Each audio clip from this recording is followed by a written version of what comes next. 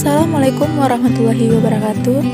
Dalam kesempatan ini, izinkan saya untuk menjelaskan materi dengan mata kuliah landasan pendidikan tentang psikologis pendidikan dengan dosen pengampu Ibu Dr. Eka Kartika Silalahi SSI MPD. Sebelumnya, perkenalkan nama saya Desi Adelia Berpernangin dengan NPM 2205030126 kelas 2A13 dengan jurusan PGSD. Psikologi. Psikologi berasal dari kata Yunani atau psykia yang artinya jiwa. Logos berarti ilmu pengetahuan. Jadi secara etimologi, psikologi berarti ilmu yang mempelajari tentang jiwa, baik mengenai gejalanya, prosesnya, maupun latar belakangnya.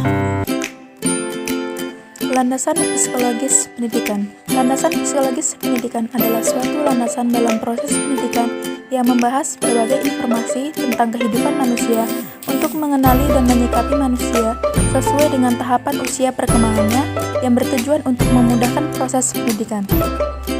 Bentuk psikologis pendidikan: yang pertama, psikologi perkembangan, yang kedua, psikologi belajar, dan yang ketiga, psikologi sosial. Psikologi perkembangan. 1. Pendekatan pentahapan. Perkembangan individu belajar melalui tahapan-tahapan tertentu. Pada setiap tahapan memiliki ciri-ciri khusus yang berbeda dengan ciri-ciri pada tahap-tahap yang lain. 2. Pendekatan diferensial. Pendekatan ini dipandang individu-individu itu memiliki kesamaan dan perbedaan. Atas dasar ini, orang membuat kelompok-kelompok anak-anak yang memiliki kesamaan dijadikan satu kelompok. 3. Pendekatan ipsatif. Pendekatan ini berusaha melihat karakteristik setiap individu, dapat saja disebut sebagai pendekatan individual. Psikologi belajar. Teori belajar klasik masih tetap dapat dimanfaatkan, antara lain untuk menghafal perkalian dan melatih soal-soal atau disiplin mental. Teori belajar behaviorisme bermanfaat dalam mengembangkan perilaku-perilaku nyata seperti rajin, mendapat skor tinggi, tidak berkelahi, dan sebagainya. Psikologi sosial. Psikologi sosial menurut Hollander atau dalam Siddhartha adalah psikologi yang mempelajari psikologi seseorang di masyarakat yang mengkombinasikan ciri-ciri psikologi dengan ilmu sosial untuk mempelajari pengaruh masyarakat terhadap individu dan antar individu.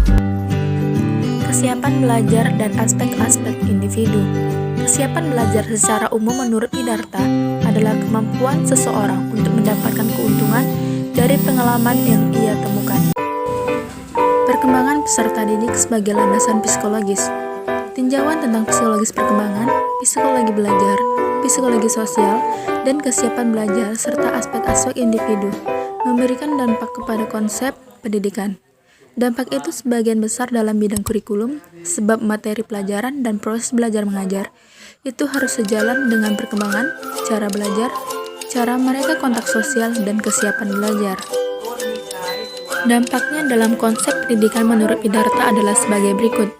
1. Psikologi perkembangan yang bersifat umum memberikan petunjuk kepada pendidik bagaimana seharusnya ia menyiapkan dan mengorganisasi materi pendidikan serta bagaimana membina anak-anak agar mereka mau belajar. 2. Psikologi belajar. Klasik disiplin mental bermanfaat untuk menghafal perkalian dan melatih soal-soal, dan naturalis atau aktualisasi diri bermanfaat untuk pendidik seumur hidup. Behavioris bermanfaat atau cocok untuk membentuk perilaku nyata seperti mau menyumbang dan giat belajar. Kognisi cocok untuk mempelajari materi-materi pelajaran yang lebih rumit yang membutuhkan pemahaman untuk memecahkan masalah dan menciptakan ide baru. 3. Psikologi sosial. Agar para siswa memiliki konsep diri real, maka pendidik perlu mengembangkan perilaku overt, persepsi terhadap lingkungan secara wajar, dan sikap serta perasaan yang positif.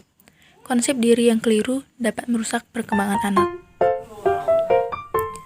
Pendidik juga perlu mengembangkan kemampuan memimpin di kalangan anak-anak. Motivasi anak juga perlu dikembangkan pada saat yang memungkinkan melalui minat dan kebutuhannya. Semoga video ini bermanfaat untuk kita semua. Sekian dan terima kasih. Wassalamualaikum warahmatullahi wabarakatuh.